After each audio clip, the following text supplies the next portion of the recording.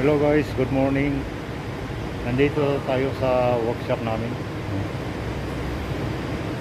Gagawa tayo ng short video. Papakita ko lang sa inyo yung namin, yung trabaho. Ako na-destino ako sa overhauling. Yan o. Papakita ko sa inyo.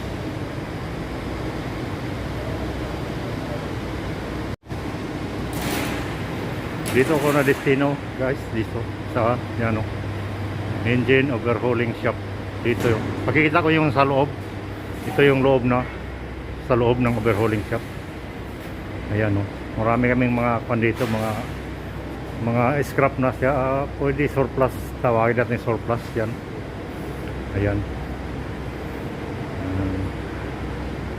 Dami kaming makina dito. Ayan. Ayan guys. Yan mga makina na. Yan. Kita ko sa inyo. Yan. Yan yung ito yung overhauling shop namin. Yan. Mayroon kaming ginagawa dito ito. Ito guys, 1G. Yan. Toyota 1G. Dalawa to, ginawa namin, bagong overhaul namin. Yan. Ito napapa-under na namin, pina-under na namin ito. Yan. Kaya nasa frame siya oh. Nasa frame siya kasi napa-under na namin ito. Ayan. Napa-under na namin. Ayan. Meron kaming ginawa ngayon guys, ito. Ito yung 2011 na Jots. Ito. Dati guys, dito sa abroad dati, pag may ginawa ka, palit yun lahat bago lahat, papalitan mo ng bago. Ngayon guys, wala na yun yung bago, wala na yun guys, yung magpalit ng bago, wala na yun. Ngayon guys, parang Pilipinas na rin yung parang halimbawa, hindi na siya general overhaul. Kung anong papalitan mo, yun lang. Katulad nito guys, ito ay malakas kumain ng langis. Malakas kumain ng langis itong makina nito. Sa isang araw, 4 na litro. Kaya tinanggal namin yung supervisor namin dito. Pinabuksan lang. Tiningnan yung piston ring. Tsaka yung bearing guys.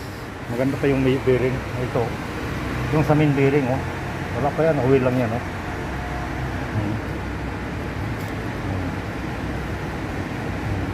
Ayan oh. Piston oh, walang gas-gas yung piston. Oh.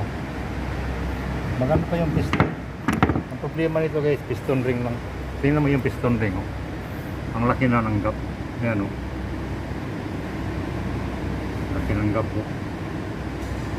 Yun oh, oil ring. Ito yung second ring. Ito yung third ring.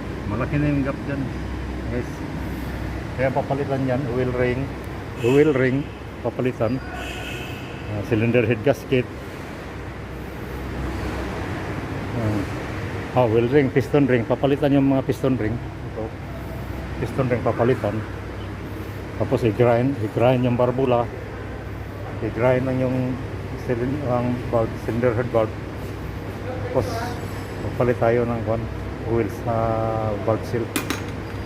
Yan lang guys. Hindi kumuwi na sa abroad maganda yung trabaho, palit. May din. Ganon din yun, para Pilipinas na rin. Biro mo, mas mahirap ito trabahoin namin ngayon kasi ang order doon sa taas, papalitan ng oversize na piston ring. Ngayon ang gagawin namin, hahasain namin yung piston ring para makapasok doon sa bore ng piston. Kaya nag-order kami ng piston ring. Yun ang order ng sa taas. Kaya kasi hindi naman pwede yun din yun, marunong din yun sa hindi naman pwede magiging manager yun kung hindi alam yung makina. Kaya kasi taghirap ngayon, taghirap. Alam mo naman dito sa airport ng trabaho namin, walang flight. Okay guys, ito lang ang ibigay sa inyo yung informasyon tungkol dito sa makina ito na malakas kumain ng langis dahil doon sa piston ring niya na napakalaki ng Okay guys, thank you for watching my video, at saka paki-subscribe na lang sa channel ko para updated kayo sa video na i-upload ko. Thank you guys, goodbye.